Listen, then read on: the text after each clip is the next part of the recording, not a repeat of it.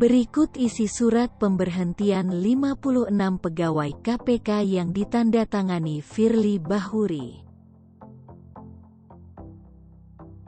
Sebanyak 56 pegawai nonaktif Komisi Pemberantasan Korupsi (KPK) tidak akan lagi bekerja di lembaga anti rasuah pertanggal 1 Oktober tahun 2021. Itu karena Firly Bahuri CS resmi memberhentikan 56 dari total 75 pegawai gagal menjadi aparatur sipil negara karena tersandung tes wawasan kebangsaan pada tanggal 30 September tahun 2021 mendatang.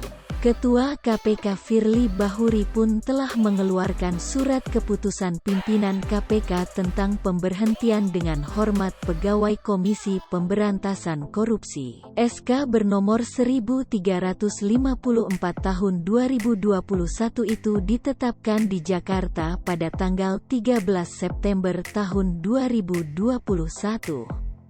Surat ditandatangani oleh Firly Bahuri. Dalam diktum poin ke-1, pimpinan KPK memberhentikan dengan hormat pegawai KPK pertanggal 30 September tahun 2021.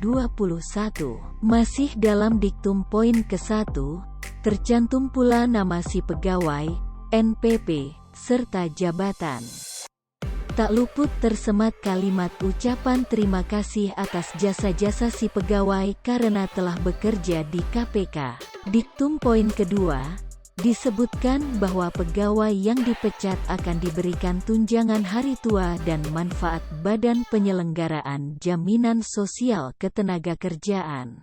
Diktum poin ketiga berbunyi, apabila di kemudian hari ternyata terdapat kekeliruan dalam keputusan ini, akan diadakan perbaikan sebagaimana mestinya.